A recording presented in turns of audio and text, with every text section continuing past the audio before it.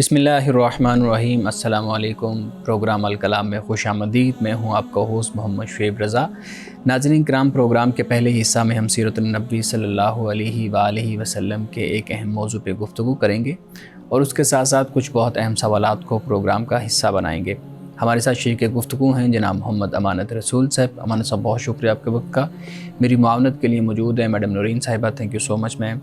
ناظرین کرام، آپ کی اسکرین پہ ہمارا واٹس ایپ نمبر آ رہا ہوگا، آپ اپنے سوالات ہمیں بھیج سکتے ہیں، ہم انشاءاللہ آپ کے سوالات کو ضرور ایڈریس کریں گے۔ امانت صاحب، رمضان اپنے اختتام کو پہنچ رہا ہے اور یہ آخری جمعۃ المبارک ہے رمضان المبارک کا، تو آپ بتائیے گا کہ آج آپ کس سیرت النبی صلی اللہ علیہ وآلہ وسلم کے موضوع پہ گفتگو کریں گے؟ بسم اللہ الرحمن الرحیم۔ آج ہم سیرت رسول صلی اللہ علیہ وسلم کے اس پہلو پہ بات کریں گے کہ رسول اللہ عید کیسے منایا کرتے تھے۔ اس حوالے سے ہمیں معلوم ہونا چاہیے تاکہ ہم اپنے دن کو رسول اللہ صلی اللہ علیہ وسلم کی سنت کے مطابق اور آپ کی رہنمائی میں ہم اپنے دن کو گزاریں اور بسر کریں۔ دن کا آغاز تو نماز فجر سے ہی ہوتا ہے، یعنی نماز فجر ادا کی جاتی ہے اور اس کے بعد رسول اللہ صلی اللہ علیہ وسلم جو بھی لباس مہیا ہوتا، دستیاب ہوتا، تو وہ آپ زیب تن فرمایا کرتے تھے۔ لباس پہننے سے پہلے یعنی آپ غسل فرماتے یا وضو ہے تو لباس پہننے کے بعد پھر آپ گھر میں خاص طور پر کہا جاتا ہے کہ جو کھجوریں ہیں وہ آپ تناول فرمایا کرتے تھے، اور کھجوریں ہمیشہ طاق میں یعنی 1، 3، 5 یہ تعداد ہوتی تھی۔ تو میٹھے سے رسول اللہ اپنے دن کا آغاز کرتے، یعنی آپ یوں سمجھ لیجئے کہ جو پہلی غذا تھی وہ کھجور کی صورت میں آپ فرمایا کرتے تھے۔ تو اس کے بعد آپ عیدگاہ کی طرف تشریف لے جاتے تھے اور آپ تکبیرات پڑھتے ہوئے، اللہ کو یاد کرتے ہوئے آپ عیدگاہ میں پہنچتے تھے، اور عیدگاہ میں یہ تھا کہ آپ خطبہ ارشاد فرماتے۔ ایک عید کے حوالے سے یہ بتایا جاتا ہے کہ حضرت بلال رضی اللہ تعالی عنہ نے اس عید پر رسول اللہ نے لوگوں کو انفاق کی تلقین فرمائی تھی، اور حضرت بلال کو خواتین تھے یا مرد حضرات تھے، ان کے پاس جو کچھ بھی تھا انہوں نے حضرت بلال کے پاس وہ جمع کرا دیا۔ گویا کہ اس کے بعد کوئی اجتماعی معاملہ تھا، یا جیسے غزوہ ہوتا ہے، کوئی جنگ ہوتی ہے، یا اجتماعی مفاد کے لیے، فائدے کے لیے، ویلفیئر کے لیے، رفاع عامہ کے لیے کوئی کام ہو، تو اس طرح رسول اللہ صلی اللہ علیہ وسلم اس کا اعلان فرماتے، جس کو نفیر عام کہا جاتا ہے۔ قرآن پاک نے جس کو قرض کہا ہے، من ذا الذی یقرض اللہ قرضا حسنا فیضاعفہ لہ اضعافا کثیرا، تو یہ جو قرض حسنہ ہے یہ در حقیقت یہی ہے کہ رسول اللہ عام اعلان فرما دیا کرتے تھے، اور پھر صحابہ صحابیات حسب توفیق جو ہوتا وہ جمع کرا دیا کرتے تھے۔ اب جب رسول اللہ صلی اللہ علیہ وسلم خطبہ ارشاد فرماتے، اس میں مرد حضرات بھی ہوتے تھے عیدگاہ میں، خواتین بھی ہوتی تھی۔ پھر اس کے بعد جب آپ عیدگاہ سے نکلتے تھے تو جس راستے سے آپ تشریف لائے اس راستے سے نہیں۔ اس میں ایک حکمت یہ بیان کی جاتی ہے کہ رسول اللہ صلی اللہ علیہ وسلم یہ طریقہ اس لیے اختیار کرتے تھے تاکہ نئے راستے پہ نئے لوگ آپ کو ملیں۔ ناظرین کرام، یہ بات یاد رکھیے کہ اسلام صرف عبادت کی تلقین نہیں کرتا، اسلام میں معاشرت بھی ہے، ملنساری بھی ہے، تعلق بھی ہے، دوستی بھی ہے، اور انسانوں کے حقوق اور فرائض بھی ہیں جو انسان نے ادا کرنے، اللہ تعالیٰ کے حقوق بھی ہیں، بندوں کے حقوق بھی، ان میں بیلنس رکھ کر اعتدال اور توازن کے ساتھ ایک مسلمان زندگی گزارتا ہے۔ تو رسول اللہ صلی اللہ علیہ وسلم جب آپ راستے میں تشریف لاتے تو لوگوں سے آپ ملا کرتے تھے، سلام کرتے، حال احوال پوچھتے، عید کی خوشیاں ہوتی تھیں وہ آپ ان کو مبارک دیتے۔ پھر اس کے بعد رسول اللہ گھر تشریف لاتے، تو گھر تشریف لاتے تو پھر اپنے ازواج مطہرات کے ساتھ جو بھی گھر کے رشتہ دار، اولاد، پھر سب میں آپ بیٹھتے، گپ شپ ہوتی۔ تو اس طریقے سے رسول اللہ صلی اللہ علیہ وسلم عید کا دن گزارا کرتے تھے، اور یہیں سے ہی یہ وہ سنت ہے کہ جو پھر ہمارے ہاں رائج ہوئی، اور یہ جو امت مسلمہ عید کے دن بطور تہوار کے اس کو مناتی ہے اور خوشی کا اظہار کیا جاتا ہے، یہ سب کچھ در حقیقت رسول اللہ صلی اللہ علیہ وسلم ہی کی سنت کا نتیجہ ہے، اور اس کے اثرات ہیں اور اس کا فیض ہے کہ جو مسلمانوں کی زندگیوں میں نظر آتا ہے۔ یعنی اس میں اللہ کا شکر یہ بنیادی بات ہے یعنی اللہ نے رمضان جیسی نعمت ہم کو عطا کی، قرآن جیسی نعمت اللہ نے ہم کو عطا کی، اور اللہ نے ہمیں یہ توفیق دی کہ ہم اس کے بندوں میں شامل ہوئے۔ ہم نے رکوع کرنے والوں کے ساتھ رکوع کیا، سجدہ کرنے والوں کے ساتھ سجدہ کیا، ہم نے عبادت کرنے والوں کے ساتھ عبادت کی، ہم نے قرآن کو سنا، قرآن کو پڑھا، قرآن کو سمجھا، ہم نے دروس قرآن میں شرکت کی، ہم نے مختلف مجالس قرآن میں شرکت کی، ہم نے دین کا علم حاصل کیا، دین کے بارے میں علماء سے، فقہاء سے، اسکالر سے ہم نے سمجھا، ہم نے مسجدوں میں جا کر خاص اہتمام کے ساتھ نماز ادا کی، باجماعت نمازیں پڑھی، ہم نے انفاق فی سبیل اللہ کیا۔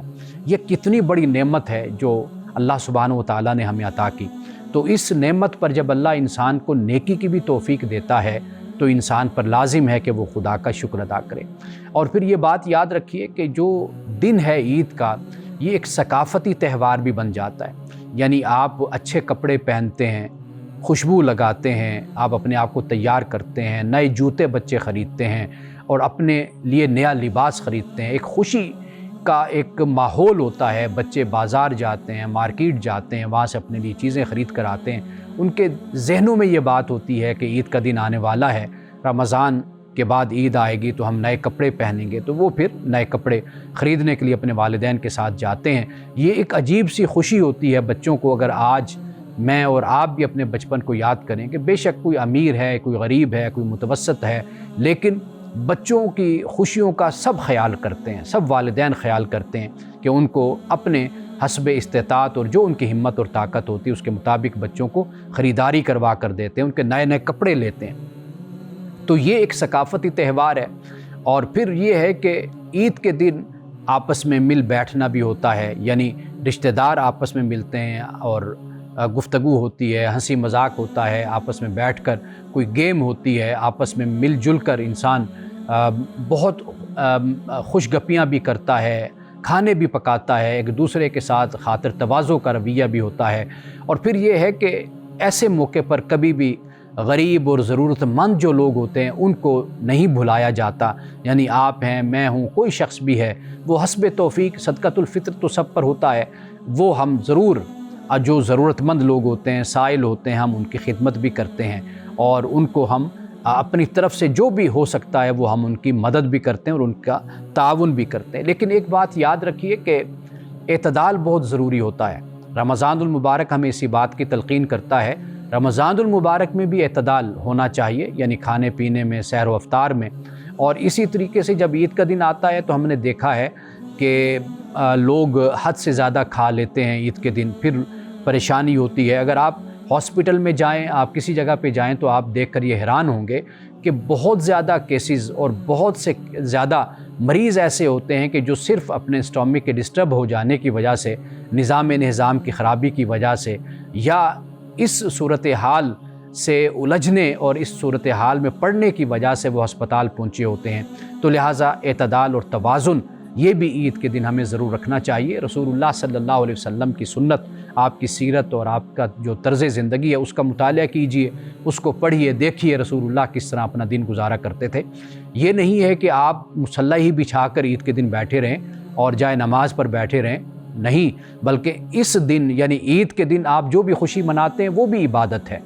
آپ غریبوں سے ملتے ہیں وہ بھی عبادت ہے، آپ رشتہ داروں کے ساتھ بیٹھ کر خوشگپیاں کرتے ہیں اس کا بھی اجر اور ثواب ہے۔ تو عید کا دن سراپا خوشی کا دن ہے اور تفریح کا دن ہے، اور اس کو اسی طریقے سے آپ منائیے، اور یہی اللہ تعالیٰ آپ کے لیے خیر و عافیت کا ایک سبب اور ایک ذریعہ اس کو بنا دے۔ ناظرین کرام، یہاں وقت ہوا چاہتا ہے ایک بریک کا، ہمارے ساتھ رہیے گا۔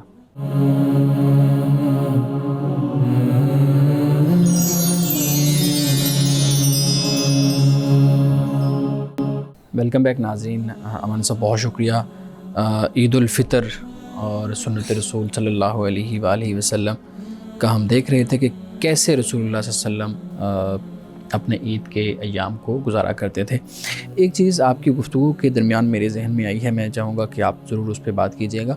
ہمارے ہاں ہر اجتماع کے اندر خطبہ ہوتا ہے، جمعہ کا دن ہے تو اس میں بھی خطبہ ہے، عید کا دن ہے تو اس میں بھی خطبہ ہے، حالانکہ ہے تو وہ خوشی کا دن ہے، تو وہ ملنے جلنے کا دن ہے، خوشی منانے کا دن ہے، تو اس میں بھی خطبہ ہے۔ تو کیوں اسلام کے اندر ہم دیکھتے ہیں کہ ہر بڑے اجتماع کے اندر خطبہ ضروری قرار دیا گیا؟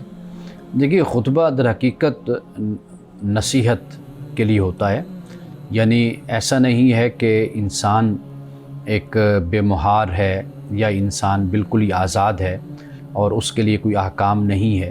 کوئی دن بھی ہو، کوئی تہوار بھی ہو اور کوئی مہینہ بھی ہو تو اس کے لیے خاص احکام بیان کیے گئے ہیں، قرآن مجید نے بیان کیے ہیں۔ رسول اللہ صلی اللہ علیہ وسلم کی جو زندگی ہے وہ ہمارے سامنے ہے۔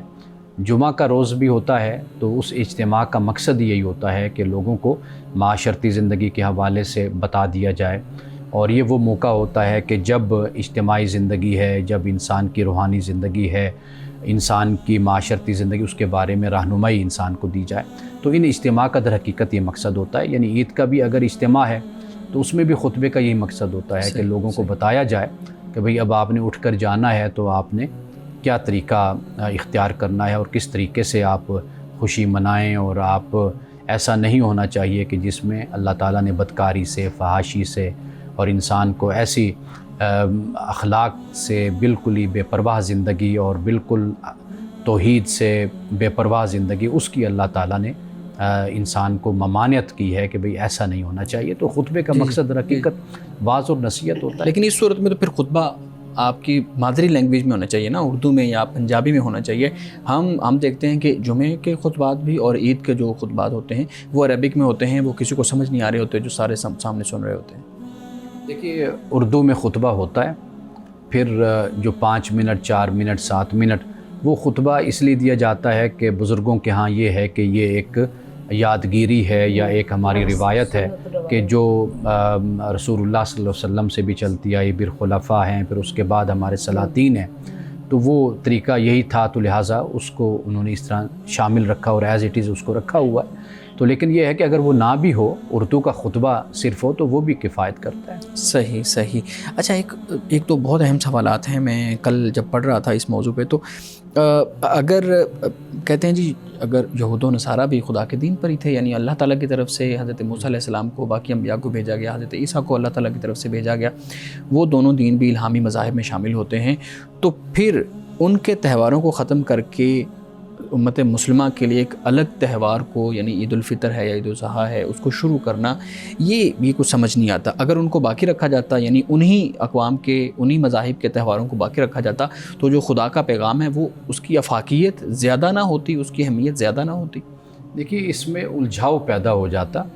اللہ سبحانہ و تعالیٰ کا جو طریقہ ہے، جو آپ کی سنت ہے اللہ کی، وہ یہی ہے کہ رسول اللہ صلی اللہ علیہ وسلم کو اللہ نے جو دین دے کر بھیجا، تو اس دین میں جو احکام ہیں وہ اللہ سبحانہ و تعالیٰ نے بالکل کلیئرٹی کے ساتھ ان کو بیان کیا ہے۔ اب جو باقی تہوار تھے دوسری قوموں کے، ایک تو ان میں تحریف واقع ہو گئی، اور پھر یہ ہے کہ ان تہواروں میں افراط و تفریط کا رویہ شامل ہو گیا، اور پھر یہ ہے کہ ان تہواروں میں کچھ چیزیں ایسی کہ جو بالکل غیر اخلاقی جن کو کہا جائے، جو بالکل توحید کے خلاف اور شرک پر مبنی ان میں اعمال شامل ہو گئے۔ تو اس بنیاد پر اللہ سبحانہ و تعالیٰ نے یہ 2 دن مسلمانوں کو عطا کیے کہ جو ان سے بالکل مختلف تھے، اور یہ بتا دیا کہ یہ امت محمدیہ جو اللہ تعالیٰ نے اپنی آخری جو امت ہے اس کو جو دنیا میں بھیجا ہے، اس کے لیے یہ 2 تہوار ہیں کہ جو منائے جاتے ہیں۔ اور یہ بات بھی یاد رکھیے کہ یہ 2 تہوار بھی ایسا نہیں ہے کہ پہلی امتوں میں نہیں، ایسا ہوتا ہے کہ تہوار مر جاتے ہیں، ختم ہو جاتے ہیں، قومیں نئی چیزوں کو تخلیق کر لیتی ہیں۔ اب ہمارے ہاں بھی اگر تھوڑا سا آپ اس پر توجہ کریں نا، آپ دیکھیں گے کہ یہ 2 تہوار تو ہم مناتے ہیں، ہمارے ہاں مذہب کے نام پر اور کئی تہوار نکل آئے، اور اس کے ساتھ بھی عید کا لفظ ہم نے استعمال کرنا شروع کر دیا۔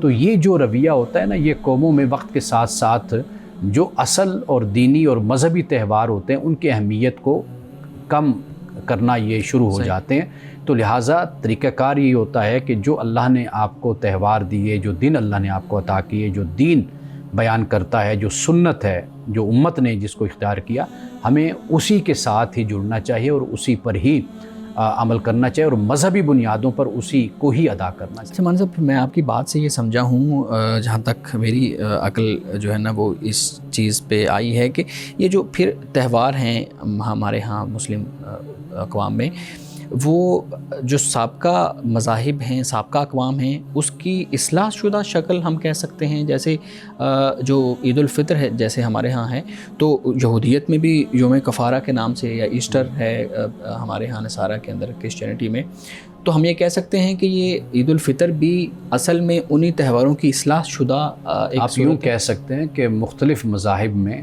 تہوار تھے اور ان کے ایک دوسرے سے مختلف تہوار تھے. اچھا، یہ مختلف تہوار. اچھا ٹھیک ہے. تو اللہ تعالیٰ نے امت محمدیہ کو بالکل مختلف تہوار آپ کو عطا کیے، اور اس میں کسی نہ کسی رسم کو، کسی نہ کسی روایت کو زندہ بھی کیا گیا. یعنی مثال کے طور پر عید الاضحیٰ ہے، اس میں قربانی، سنت ابراہیمی کو زندہ کیا گیا. جس میں حج آ جاتا ہے وہ ہو گیا، عمرہ ہو گیا، جس میں دیگر جو مناسک ہیں ان کی بھی ادائیگی ہوتی ہے اور ان کو بھی زندہ کیا گیا. تو یہ اس کا ایک پس منظر بن جاتا ہے. اب جب عید الفطر ہے تو واضح بات ہے رمضان المبارک کا مہینہ ہم گزارتے ہیں، تو رمضان المبارک کے بعد اللہ تعالیٰ نے جزا کے طور پر، انعام کے طور پر ہمیں عید الفطر ہمیں عطا کی ہے. تو لہٰذا رمضان جب 30 روزے یا 29 روزے ہم رکھتے ہیں تو واضح بات ہے کہ پھر اس کے بعد جو انسا ہوتا ہے وہ اللہ کی طرف سے ایک انعام ہے اور خوشی کا دن ہمیں عطا کیا گیا. تو رمضان جب ہم پر فرض ہوا تو واضح بات ہے کہ اس کے بدلے میں ہی، اس کے بعد ہی اللہ تعالیٰ نے ہمیں خوشی کا دن عطا کرنا تھا.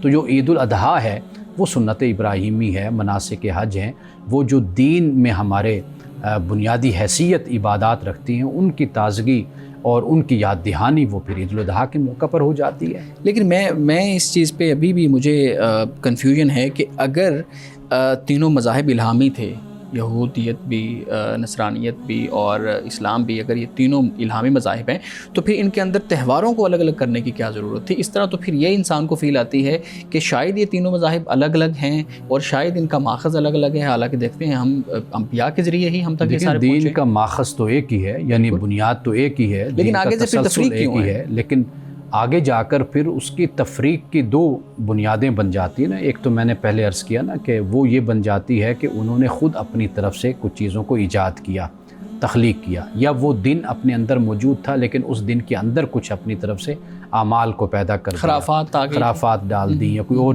بدعات کو پیدا کر دیا. ایک تو وہ چیز ہو گئی.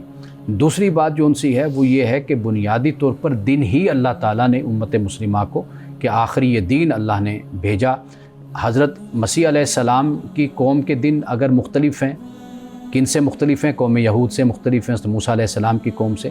تو اگر ان کے دن آپس میں مختلف ہیں تو اسی طرح اللہ تعالیٰ نے رسول اللہ کی امت کو، یعنی آخری دین میں بھی اللہ نے 2 دن بالکل مختلف عطا کی. تو یہ دونوں صورتیں ہیں، اس کو سامنے رکھا جا سکتا ہے. ہمارا صاحب کیا ہم یہ کہہ سکتے ہیں کہ اگر تجدید دین ہوا جب اسلام آیا آپ صلی اللہ علیہ وسلم کے ذریعے، تو پھر جب دین کی تجدید ہوئی تو پھر اسی سے ریلیٹڈ جو ہمارے تہوار تھے ان کی بھی تجدید ہوئی کہ ہم نے وہ دیکھیے دین کی تجدید نہیں ہوئی. اچھا، وہ یہ ہے کہ حضرت آدم سے لے کر رسول اللہ صلی اللہ علیہ وسلم تک دین وہی ہے، اس میں کسی قسم کی کوئی پیغام تبدیلی نہیں ہے. لیکن یہ ہے کہ گزشتہ اقوام نے، ملل نے، وہ جو تبدیلیاں امم نے جو کر دی تھی، رسول اللہ صلی اللہ علیہ وسلم نے جب آپ تشریف لائے، قرآن اترا، نازل ہوا، تو یہ بتا دیا گیا کہ یہ چیزیں اللہ کی طرف سے اتاری گئی تھیں. یہ وہ دین ہے کہ جو خالص ہے اور یہ اللہ کا دین ہے جو پہلی امتوں کو بھی دیا گیا. لیکن پہلی امتوں نے اپنے حالات میں رہتے ہوئے، یا سیاسی حالات یا معاشی، معاشرتی، سماجی اور مذہبی صورتحال، اس کو انہوں نے وہاں پر تبدیل کیا یا اس میں تحریف کیا یا انحراف کیا، اس میں ملاوٹ کی. تو وہ اللہ تعالیٰ نے جو اللہ کا دین آخری اتارا، اس میں وہ سب کچھ واضح کر دیا، اس کو نکھار کر عطا فرمایا، پیور فارم میں پیش کر دیا. ناظرین کرام، گفتگو ابھی جاری ہے، یہاں وقت ہوا چاہتا ہے ایک بریک کا، ہمارے ساتھ رہیے.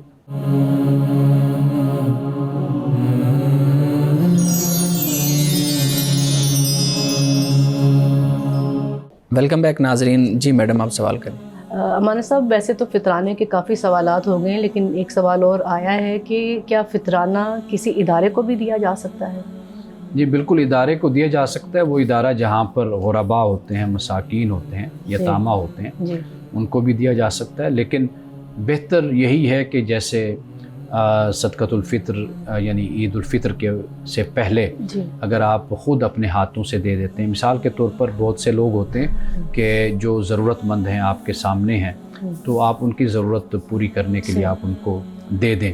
تو لیکن یہ کہ اگر آپ ادارے کو بھی دے دیتے ہیں، یعنی جہاں پہ طلباء ہیں، طالبات ہیں، جہاں پر لوگ بچے پڑھتے ہیں، تو مستحقین بھی ہیں، حقدار بھی ہیں، تو آپ وہاں پر بھی ادا کر سکتے ہیں. اور اگر کسی فرد کی اتنی حیثیت نہیں ہے وہ خود سے اپنی تنخواہ میں سے فطرانہ نہ دے، تو کیا ان کے جو باس ہیں، ان کے افسران ہیں، وہ ویسے بھی گھر میں جو ہوتے ہیں نا ملازمین، جی تو اگر وہ انحصار کرتے ہیں اپنے گھر کے مالک پر، جی تو پھر مالک کو چاہیے کہ ان کا اچھا، جو صدقۃ الفطر ہے وہ ان کا ادا کرے. یعنی اس میں کوئی قباحت نہیں کہ ضروری نہیں کہ وہ اپنی سیلری میں سے ہی، تنخواہ میں سے ہی دے. ضروری نہیں ہے، ٹھیک ہے، کوئی بھی ان کی طرف سے ادا کر سکتا ہے جو بھی صحیح. ادا کرنا چاہے. مثال کے طور پر کوئی کمپنی ہے، جی. تو اگر وہ کمپنی کا سربراہ یا باس یہ کہتا ہے کہ جو ملازمین ہیں ان کا صدقۃ الفطر ہم ادا کریں گے، تو وہ ادا کر سکتے ہیں. تو اس کا اجر اس بندے کو تو ملے گا یعنی جس کی طرف سے صدقہ فطر گیا، لیکن جو ان کے سربراہ کی طرف سے گیا ان کو بھی ملے گا پھر اجر و دیکھیے ثواب؟ اللہ تعالیٰ کی جو رحمت ہے وہ محدود نہیں ہے، وہ لامحدود ہے. جی وہ سب کو اس کا اجر اور سب کو اس کا انعام عطا کرتا ہے. جی بالکل ٹھیک ہے. اچھا مولانا صاحب، ایک بہت اہم عید کے حوالے سے ایک رویہ آپ نے اپنی گفتگو کے اندر سیرت النبی صلی اللہ علیہ وآلہ وسلم کا یہ پہلو ہمارے سامنے رکھا کہ آپ صلی اللہ علیہ وسلم اپنے اہل و عیال کے ساتھ، اپنے رشتہ داروں کے ساتھ عید کا پورا دن گزارتے تھے اور اپنے دن کی مصروفیات ساری اسی طرح رکھتے تھے. ہم دیکھتے ہیں کہ ہمارے ہاں کچھ سال پہلے تک تو ایک دوسرے کے ساتھ ملنا جلنا تھا، ایک دوسرے کے گھر آنا جانا تھا. اب ہم دیکھتے ہیں کہ ہماری جو نوجوان نسل ہے وہ بالکل آئسولیٹڈ ہو گئی ہے، وہ کٹ گئی ہے، اور وہ عید کا تہوار اپنے ہی طور طریقوں اور اپنے ہی انداز میں اس کو سیلیبریٹ کرنا چاہتی ہے، جس کی وجہ سے والدین کو یہ پریشانی آتی ہے کہ وہ اپنے رشتہ داروں سے نہیں ملتے، وہ ہمارے رشتہ داروں سے نہیں ملتے، اپنے کزنس کو نہیں ملتے، اور اس طرح سے ایک تفریق پیدا ہونا شروع ہو گئی ہے. تو یہ جو ایک دوریاں پیدا ہو رہی ہیں، عید کا تہوار اس کو کس طریقے سے قریب لا سکتا ہے؟ دیکھیے یہ تو اثرات ہیں نا آپ کی جدید دنیا کے، یعنی آپ کے پاس جو ٹیکنالوجی آئی، آپ کے پاس جو وسائل آئے، ان وسائل نے ہمارے ذہنوں میں یہ بات پیدا کر دی کہ ہمیں اب کسی کی ضرورت نہیں ہے، کیونکہ اب ہمارے پاس بالکل، ہر چیز وسائل موجود ہیں، ہم خود مکتفی ہو گئے ہیں اب. یعنی اب ہمیں اس چیز کا کوئی احتیاج نہیں ہے کہ بھئی کسی سے ہم نے کوئی ہیلپ لینی ہے، تعاون لینا ہے. تنہائی کا ساتھی مل گیا. تو تنہائی میں انسان کو موبائل ہے، یعنی ایک ساتھی اس کو میسر آ گیا. تو یہ اصل اس کا نتیجہ ہے کہ جس کی بنیاد پر یہ رویہ ہمارے ہاں پیدا ہوا ہے. لیکن آپ یہ دیکھیے کہ اسلام کا یہ خوبصورت پہلو ہے کہ جہاں پر اسلام عبادات کی بات کرتا ہے، جہاں پر عقائد کی بات کرتا ہے، تزکیہ نفس کی بات کرتا ہے، وہاں پر اسلام آپ کو اس کی بھی رغبت دیتا ہے کہ آپ کا جو تہوار ہے اس کو آپ بڑے اچھے طریقے سے آپ اس کو منائیں، خوشی کے ساتھ، مسرت کے ساتھ اس کو منائیں، اس کو سیلیبریٹ کریں. یہ ہمیں اسی کی طرف ہی یہ بات لے کر جاتی ہے کہ انسان کی جو زندگی ہے وہ اکیلے رہ کر نہیں گزرتی. یہ ایک معاشرتی طور پر انسان کو آپس میں گھل مل کر رہنا چاہیے، آپس میں تعلقات رکھنے چاہیے، آپس میں آنا جانا چاہیے، آپس میں ایک دوسرے کو مبارکباد دینی چاہیے. یہ بہت ضروری ہے ایک انسان کی تعلیم اور تربیت کے لیے. جو نوجوانوں کی آپ بات کر رہے ہیں تو اس کا واحد حل یہی ہوتا ہے کہ جو سرپرست ہیں، والدین ہیں، وہ بچوں کو ان کاموں میں انوالو کریں، اپنے ساتھ ان کو مصروفیت دیں. گھروں میں مہمان آئیں گھر میں، یا خود وہ کہیں پر جائیں تو بچوں کو لے کر جائیں اور پھر آپس میں ملاقات، ملنا، اٹھنا بیٹھنا. ایک بات یاد رکھیے کہ اگر والدین اپنے آپ کو ایک بہتر انسان کے طور پر بھی پیش کرتے ہیں نا، اولاد آج جیسی بھی ہے نا، کل جب وہ قدم رکھتی ہے اس دنیا میں، زندگی میں، پریکٹیکل لائف میں، تو وہ ضرور والدین کی دی ہوئی تربیت یا والدین کا مشاہدہ جو انہوں نے کیا ہوتا ہے اس کے ضرور اچھے اثرات ان کی شخصیت پر مرتب ہوتے ہیں. ہم نے یہ دیکھا ہے، بیٹیوں پر بھی دیکھا ہے اور ہم نے اس کے اثرات بیٹوں پر بھی دیکھا. بالکل، گھروں میں اگر وہ یہ گیٹ ٹوگیدر کا ماحول دیکھیں گے تو خود بخود ان کے ذہن میں ایک یہ چیز آئے گی، بیک گراؤنڈ میں چل رہی ہوتی ہے کہ یہ ہماری روایت ہے. لیکن یہ گیٹ ٹوگیدر بھی اتنا زیادہ نہیں ہونا چاہیے. ہاں، کہ گھر والوں کے لیے دباؤ بن جائے. بھی ہم نے یہ چیز دیکھی ہے کہ بہت زیادہ لوگ انتہا پر چلے جاتے ہیں کہ جس سے وہ جو خلوت اور تنہائی اور پرائیویسی اور گھر کی زندگی وہ بھی متاثر ہونا شروع ہو جاتی ہے. تو لہٰذا اعتدال، توازن پہ چلے. اب اس پہ بھی میں ایک سوال آپ کے سامنے رکھتا ہوں. ہمارے ہاں ایک دوسرے کے گھر جانے کا رجحان تو ہے، نوجوان نسل میں اگرچہ کم ہو چکا ہے، ہم اس پہ بات کر رہے ہیں، لیکن رجحان تو اب کہیں نہ کہیں بزرگوں کے ہاں اور ہمارے والدین کی طرف سے ہے. تو اگر ہم کسی کے گھر جانے کا ارادہ کریں اور یا کوئی ہمارے گھر آنے کا ارادہ کر رہا ہے، تو پھر رسول اللہ صلی اللہ علیہ وسلم کی سیرت سے ہمیں کیا سبق ملتا ہے کہ ہم کن پہلوؤں کو سامنے رکھیں، اگلے کے آرام کا، وقت کا، پھر کسی کے گھر تحفہ لے جانا ہے، پھر وہاں پہ کھانا کھانا ہے تو کتنا کھانا ہے، کسی نے کھانا سرو کرنا ہے تو کس طرح سرو کرنا ہے، ان ساری چیزوں کے بارے میں رسول اللہ صلی اللہ علیہ وسلم کی سیرت ہمیں کیا درس دیتی ہے؟ دیکھیے، رسول اللہ صلی اللہ علیہ وسلم جو عمل فرماتے تھے نا، وہ قرآن ہی کی رہنمائی اور روشنی میں آپ فرماتے تھے۔ سورۃ النور کو اگر ہم پڑھ کر دیکھیں تو اس میں اللہ تعالیٰ نے یہ احکام بیان کیے ہوئے ہیں، یعنی 3 اوقات جیسے قرآن نے ذکر کر دیا، صبح کا وقت ہے، دوپہر کا وقت ہے، رات کا وقت ہے۔ اب یہ وہ اوقات ہیں کہ جب انسان آرام کر رہا ہوتا ہے اور نیند کر رہا ہوتا ہے، یا انسان اپنے عام لباس میں جو گھر کا لباس ہوتا ہے اس میں موجود ہوتا ہے۔ تو اب یہ جو چیزیں ہیں قرآن پاک نے ان کو بیان کیا ہے۔ اسلام ایک بنیادی طور پر آپ کی رہنمائی کرتا ہے، لیکن یہ بات یاد رکھیے کہ اللہ نے انسان کو عقل کی دولت دی ہے، اور کچھ آداب بھی ہوتے ہیں، ایٹیکیٹس بھی ہوتے ہیں، کچھ اقدار بھی ہوتی ہیں، ویلیوز بھی ہوتی ہیں، جن کو پیش نظر رکھنا ضروری ہوتا ہے۔ یعنی مثال کے طور پر ایک یہ ہے کہ آپ کسی کے گھر جا دھمکے پہنچ گئے، اس کو پتہ نہیں ہے۔ اب 2 چیزیں ہیں، یا تو وہ شرما شرمی میں آپ کو بیٹھے گا، آپ کو بٹھائے گا اور آپ سے ایمرجنسی میں جو کھانا بنے گا جلدی جلدی بنو کے سامنے رکھے گا، یا وہ آرڈر کرے گا، شرما شرمی والا مسئلہ ہو جائے گا۔ دوسری صورت یہ بن جاتی ہے کہ وہ پھر آپ کی شایان نشان، آپ کی خاطر تواضع نہیں کر پائے گا، جس پر پھر آپ کو شکوہ ہوگا، اور پھر آپ اس کو سمجھیں گے کہ یہ میری بے عزتی ہو گئی۔ تو اب یہ 2 صورتیں، طریقہ کار یہی ہوتا ہے کہ جیسے رسول اللہ کے پاس کوئی آتا دعوت دینے، تو آپ اس کو وقت دیا کرتے تھے کہ فلاں وقت میں آپ کے پاس آؤں گا، یا وہ کہتے تھے یا رسول اللہ آپ فلاں وقت کا کھانا آپ ہمارے گھر تشریف لائیں تو ہمارے ساتھ آپ کھائیں۔ اور پھر یہ ہے کہ آپ رسول اللہ کا طریقہ یہ بھی تھا کہ مہمان ساتھ کتنے ہوں گے یہ بھی آپ بتا دیا کرتے تھے، یعنی میرے ساتھ میری زوجہ عائشہ آئیں گی، یا میں اکیلا ہوں، یہ بات بھی کر لیا کرتے تھے۔ تو گویا کہ ہمیں یہ سمجھ آتی ہے عمومی زندگی میں رسول اللہ صلی اللہ علیہ وسلم کی، کہ آپ دوسرے پر بوجھ نہیں بنا کرتے تھے، سہولت یہ آپ ضرور رکھا کرتے تھے۔ اور پھر یہ کہ جب کسی کے گھر میں گئے، جو اس نے آگے رکھ دیا، وہ کھجور ہے، وہ پانی ہے، وہ دودھ ہے، وہ زیتون ہے، وہ کوئی چیز بھی ہے، تو آپ پھر تناول فرما لیا کرتے تھے۔ تو کبھی ایسا نہیں ہوتا تھا کہ بھئی پھر اس پر کوئی ناراضگی کا اظہار ہو۔ اور پھر یہ ہے، یہ بھی دیکھا ام سلیم کے گھر جب آپ جاتے، انس بن مالک کی والدہ کے پاس جب جاتے تھے، تو وہاں پر دوپہر کا آپ آرام بھی فرما لیا کرتے تھے۔ اور پھر یہ ہے کہ جو گھر میں بنا ہوتا آپ کہتے یہ مجھے ساتھ بھی دے دو، پھر آپ ساتھ لے آتے تھے اپنے گھر میں اپنی ازواج کے لیے۔ تو مطلب یہ کہ رسول اللہ کی زندگی میں جسے کہتے ہیں نا کہ تکلف نام کی کوئی چیز نہیں تھی، تصنع نہیں تھا، بناوٹ نہیں تھا، ایک کھلی زندگی تھی آپ کی جو لوگوں کے سامنے تھی۔ یہ کتنی خوبصورت بات ہے کہ جو چیز پسند آئی اور کہا کہ یہ مجھے دے دیں، ساتھ میں لے جاؤں اپنی اہلیہ کے لیے، اپنے بچوں کے لیے، کتنی ہی خوبصورت بات ہے۔ ہمارے ہاں یہ رجحان آج کل نہیں ملتا۔ اچھا، ایک اور چیز بتائیے گا، ہمارے ہاں عید پہ برانڈڈ کپڑے، برانڈڈ جوتے، گھڑیاں، اس طرح کی چیزیں پہنی جاتی ہیں، اور بہت مہنگے مہنگے جو ہے نا جو ملبوسات ہیں وہ خریدے جاتے ہیں۔ اسراف کی جو تعریف ہے وہ اس صورتحال میں ہم کیا کریں گے؟ دیکھیے، جس کے پاس پیسہ ہے، دولت ہے، اس کو سہولت ہے، وہ لے لیتا ہے، اور اسے چاہیے کہ وہ اپنے وجود پر، اپنے جسم پر خدا کی دولت کا اظہار کرے، نعمت کا۔ جیسے رسول اللہ کے پاس کوئی صحابی آئے تو انہوں نے بالکل ہی بوسیدہ سے کپڑے پہنے ہوئے، جوتے پہنے ہوئے، تو رسول اللہ نے فرمایا کیا تمہارے پاس مال دولت نہیں ہے؟ تو اس نے عرض کیا رسول اللہ ہے میرے پاس۔ فرمایا پھر اللہ کی دولت کا اظہار کرو، اس کی نعمت کا۔ تو اظہار بھی کرنا چاہیے۔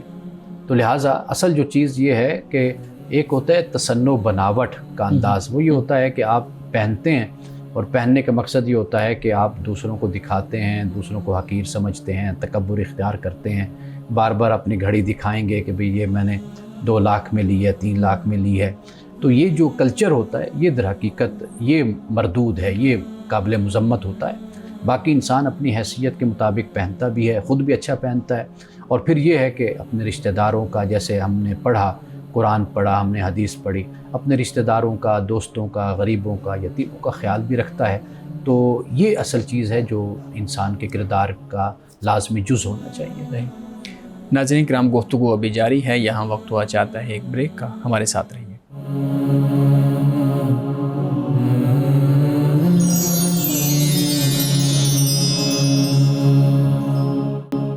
پروگرام میں ایک دفعہ پھر خوش آمدید. جی میڈم آپ سوال کریں. سب ابھی جوتوں اور کپڑوں کی بات ہو رہی تھی, برانڈڈ, اور برانڈ تو بہت ہی مہنگے ہوتے ہیں, تو اچھے کپڑے اور جوتے پہننا گویا کہ یہ کبر کی علامت نہیں ہے؟ جی بالکل, کبر رسول اللہ نے اس کو واضح کر دیا, یہ بات ذہن میں رکھنی چاہیے. کبر میں ایک چیز جو شامل ہوتی ہے وہ ہوتی ہے کہ آپ کسی کو حقیر سمجھتے ہیں. جی. تو ایک تو حقیر نہیں سمجھنا چاہیے, دوسرا یہ کہ خدا کے حکم کے مقابلے میں انسان کو اکڑنا, یہ تکبر اور یہ کبر ہے. یہ رسول اللہ صلی اللہ علیہ وسلم نے اس کو بیان فرمایا. آپ کے پاس ایسا نہیں ہے کہ ایسے سوالات نہیں آتے تھے, صحابہ بھی رسول اللہ سے یہ سوالات کیا کرتے تھے, پوچھا کرتے تھے. کہ مثلا ایک صحابی نے کہا کہ بھئی میں یہاں تک کہ اپنے جوتے کے جو تسمے ہیں وہ بھی میں کہتا ہوں کہ وہ بھی خوبصورت ہونے چاہیے. یعنی مجھے شوق ہے کہ میں سواری بھی اچھی رکھوں, میں گھر بھی اچھا بناؤں, میں کپڑے بھی اچھے پہنوں, اپنے آپ کو سیٹ کر کے رکھوں, میں خوش لباس تھے وہ. تو رسول اللہ صلی اللہ علیہ وسلم نے ہرگز ان کی حوصلہ شکنی نہیں فرمائی آپ نے, یعنی منع نہیں فرمایا آپ نے. خوش لباسی انسان, یعنی یہ جو جمالیاتی حس ہوتی ہے, استھیٹک سینس انسان کے اندر ہوتی ہے, یہ بڑی خدا کی نعمت ہوتی ہے. بالکل. ہم نے لوگوں کو دیکھے بگڑے ہوئے رہتے ہیں, مال بھی ہوتا ہے, دولت بھی ہوتی ہے, سب کچھ ہوتا ہے, لیکن پتہ نہیں چلتا. ہم کئی ایسے لوگ ہوتے ہیں, ہم کہتے ہیں اچھا یار یہ شخص اتنا مالدار ہے, لیکن لگتا نہیں ہے اس کے کپڑوں سے, اس کے جوتوں سے. یہ جو ہوتا ہے نا شودہ پن جس کو کہا جاتا ہے, یہ بھی انسان کے اندر نہیں, یہ بھی قابل مذمت رویہ اور طریقہ ہے. انسان اچھا پہنے, اچھا کھائے اور اچھی زندگی انسان گزارے. تو تکبر جہاں پر اخلاقی مسئلہ پیدا ہوگا نا, وہاں پر دین آپ کی رہنمائی کرتا ہے. یعنی آپ اچھے لباس پہن کر پھر اس انداز سے بیٹھیں کہ جیسے آپ جیسا ہے ہی کوئی نہیں اب, اور دوسروں کو آپ کمتر خیال کرنے لگ جائیں, اپنے آپ کو نمایاں رکھیں. یعنی یہ وہ چیز ہے جو انسان کے رویے سے اور انسان کے سلوک سے جھلکتا ہے. یہ رویہ, یہ طریقہ تکبر, یعنی انسانوں کو حقیر, اور دوسرا خدا کے حکم کے سامنے اکڑ جانا. یعنی اللہ کا حکم ہو پھر نہ اس کو ماننا, سرکشی کی وجہ سے, فرعونیت کی وجہ سے. یہ دو باتیں رسول اللہ نے فرمایا کہ یہ تکبر ہے. ورنہ آپ نے اس بات کو ایک انسان کے لیے سب سے بڑی نعمت آپ نے فرمایا کہ اس کے پاس اچھی سواری ہوتی ہے, تو بڑی نعمت ہے اس کے پاس. اپنا گھر ہو, کھلا گھر, یہ کھلے گھر کے بھی الفاظ ہیں, فرمایا یہ بھی ہے. اچھی بیوی فرمایا. یعنی مطلب یہ ہے کہ یہ جو چیزیں حدیثوں میں ہمیں آتی ہیں, آپ دیکھ لیجئے کہ اس میں کوئی ممانعت نہیں ہے. ہم اپنے آپ کو اس حوالے سے بالکل کلیئر رکھیں کہ دین آپ کو وہاں پر روکتا ہے کہ جہاں پر کوئی اخلاقی مسئلہ ہوتا ہے, جہاں پر توحید اور شرک کا مسئلہ ہوتا ہے, وہاں پر دین آپ کو بتاتا ہے کہ یہ کام نہ کریں, یہ غیر اخلاقی ہے, یہ اس میں بے حیائی ہے, اس میں بدکاری ہے, اس میں برائی ہے, اس سے آپ کو منع کرتا ہے. یا پھر امانے صاحب یہ بھی تو ہے کہ اگر ہم انفاق, مطلب اگر ہمارے پاس مال ہے اور ہم اچھا ہر چیز اپنے لیے اچھی سلیکٹ کرتے ہیں, لیکن اسی مال میں سے جو اللہ نے ہمیں دیا ہے ہم ایک حصہ غربا کے لیے نکال دیں, اس کے بعد اگر ہم یہ ساری جو بھی تزئین و آرائش اور سجاوٹ کی جو چیزیں پہنتے ہیں, تو اس میں ایک انسان کو ایک انر جو ہے وہ اطمینان بھی ہوتا ہے کہ ایسا نہیں کہ یہ صرف ہم نے اپنے لیے چنا اور اب سارے کا سارا مال ہم نے اپنے لیے اوپر لگا لیا, بلکہ اس میں سے ایک حصہ ہم نے دیکھا ہے کہ لوگ بہت خرچ کرتے ہیں, اللہ کی راہ میں دیتے ہیں, خود بھی اچھی زندگی گزارتے ہیں, تو اس کی کوئی ممانعت نہیں ہے. صحیح. اچھا یہ میرے آ رہا ہے سوال کہ چاند رات کے حوالے سے, عید الفطر کی جو چاند رات ہے اسے لیلۃ الجائزہ کہا جاتا ہے, تو اس کی کیا وجہ ہے, لیلۃ الجائزہ کیوں کہا؟ اصل میں جائزہ تحفے کو کہا جاتا ہے. اسے تحفے کی رات رسول اللہ صلی اللہ علیہ وسلم کی ایک حدیث کے مطابق اس کو کہا گیا, یعنی اس لیے کہ بھئی اب اگلا دن جو ہے وہ عید کا دن ہے, تو یہ رات تحفے کی رات ہے, انعام کی رات ہے, اجر کی رات ہے. کہ رمضان مسلمانوں نے گزارا اللہ کی عبادت میں, اللہ کی اطاعت و فرمانبرداری میں, تو اس رات کو تحفے کی رات اور اجر کی رات, کیونکہ اب اگلا دن عید کا دن آ گیا. لیکن اس میں یہ بھی تو کچھ لوگ کہتے ہیں کہ ہم نے اس رات کو بھی عبادت کرنی ہے, اللہ تعالیٰ سے اپنے لیے اجر و ثواب, جو ہم نے سارا مہینہ عبادتیں کی اس کی قبولیت کے لیے, اس میں غلطیوں کی معافی کے لیے, اور اللہ سے اس کی مغفرت اور رحمت طلب کرنے والی یہ رات ہے. یہی بھی درست ہے؟ دیکھیے کچھ لوگ ایسے معاملات میں بہت زیادہ مبالغہ اور غلو کا راستہ اختیار کر لیتے ہیں. انسانی فطرت کے جو جائز راستے ہیں ان کو تسلیم کرنا چاہیے. وہ یہ ہے کہ اگر کوئی چیز آپ نے خریدنی ہے تو آپ ضرور خریدیں, مارکیٹ جائیں, جو شاپنگ کرنی ہے وہ بھی آپ کر لیجئے, لیکن اگر رات کو تھوڑا سا وقت جاگ کر اللہ کی عبادت بھی آپ کر لیجیے، جو تسلسل آپ کا چل رہا ہے رمضان کا اس کو آپ جاری اور ساری آپ رکھیے۔ اچھا، اس میں ایک پہلو یہ بھی ہے نا کہ اس رات کو ہم نے شاپنگ فیسٹیول کے طور پہ بالکل، یہ میں نے اگلی بات یہ شاپنگ فیسٹیول کے طور پہ اپنا لیا ہے۔ اب اس میں پھر اچھائی برائی یہ ساری چیزیں تو پھر ختم ہو جاتی ہیں نا جب آپ اس کو ایک فیسٹیول کے اندر لے آئیں گے۔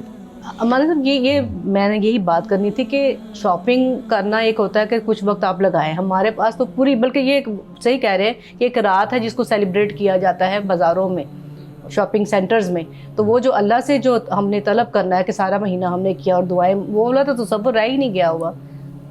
دیکھیے اب اس جو بات آپ بیان کر رہے ہیں نا، اس کو جو لوگ ایسا کرتے ہیں ان کو بھی پتہ ہے کہ ہمیں ایسا نہیں کرنا چاہیے۔